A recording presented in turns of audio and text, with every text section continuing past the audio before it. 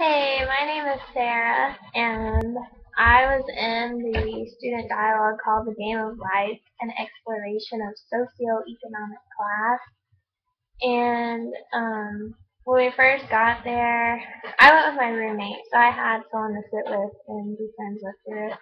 But when we first got there, um, they handed us a couple papers, and we had to fill out this circle thing, and it's called the social identity wheel.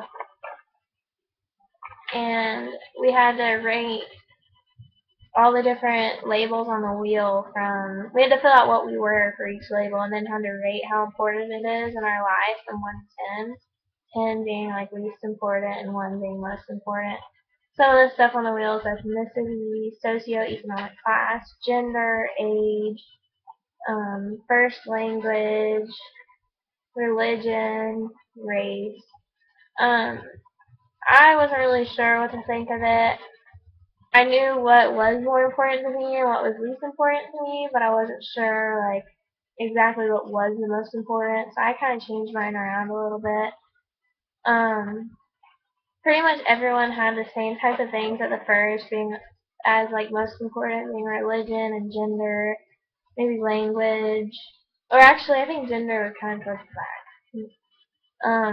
But I mean, socioeconomic class wasn't something people put up front as being really important, which kind of surprised me. Because I know a lot of people who kind of show off that they have money, or they tell everyone they're poor and they don't have money, like feel bad for me kind of thing. Which that kind of surprised me. But after that, like I was comfortable in the beginning sitting with my friends and we were filling this out, and then as soon as we were done filling it out, they counted us out like numbers, and they made us all separate, and we had to go in a different group. So then I was with people I didn't know, not saying I was scared or I didn't talk, but once I got in my group, we all talked about what we ranked first and last and why, and we just got to talk about it a little bit in a small group. And then we opened up like the group discussion, and everyone in our group was kind of diverse, I guess I would say. Like our 2 leaders were from Charleston, and we did this link game, which kind of opened us all up to each other.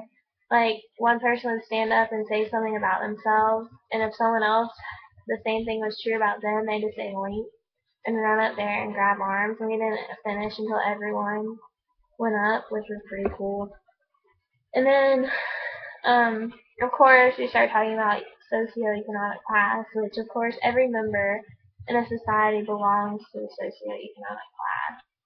And they talked about like what was the difference between a dialogue and a debate and whatnot, which we all pretty much knew what a dialogue was. We weren't arguing about who was right. We were just like expressing our beliefs, our experiences, and talking about like kind of more understanding.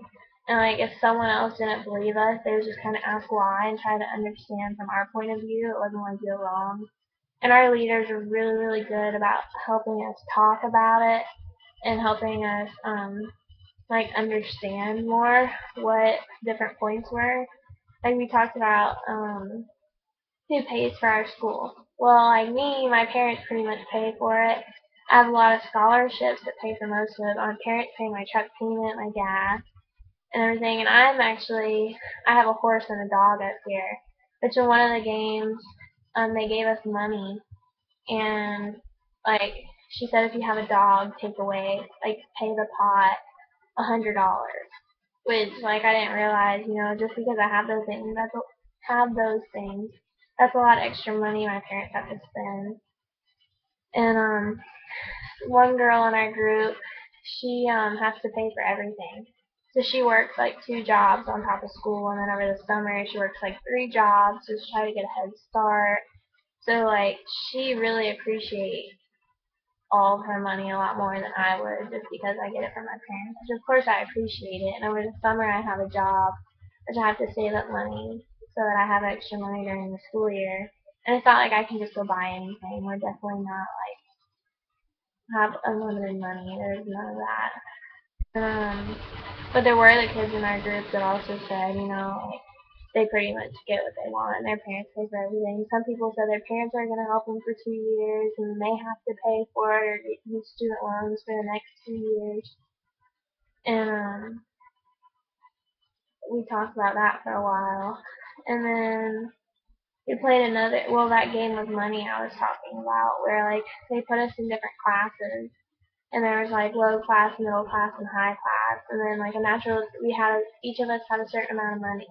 Like a natural disaster would come, and we'd have to pay money, or like someone got in a wreck with someone hit your car, you have to pay this much for insurance, like, and whoever had the most money at the end pretty much kind of won. But it kind of showed us how the different classes have different options and how different things come along that you might not expect, and you have to make sure you have the extra money. And kind of just like growing up, knowing how to plan, I guess. And then towards the end, we played this game, the Privilege Walk, which that was great. I mean, like it really opened my eyes, I guess. And they would say, like, if you have ever been out of South Carolina, take a step forward. If your parents took you to an art show, take a step forward. If you've ever been to this or that, take a step forward. If you've never been here, take a step back. Or if you ever had to do this or experience this, take a step back. And in the end, there were people way in front of me, and there were people behind me. And it kind of made me happy to know that there's people that aren't as like privileged as me, I guess, coming from a good family, a solid background, and with solid support, that they still made it as far as I did, and they're still here and working as hard as they can to get a good education and everything. So that made me feel good, just that those people can still do the same thing, and I'm still up here doing the same thing and working just as hard as the people who are given everything. And the privilege walk was definitely my favorite thing of the whole group. We definitely had very active voices in my group. There were a few people that were kind of reserved. Our group leaders were really good and made everybody talk. And I would say I played an active role. I didn't want to talk about everything at first, but as soon as everyone started opening up, it was easy to talk. And I guess that's it. I've been talking for a while. But yeah, so our student dialogue went really well, and it was on socioeconomic class, and Sarah, and that is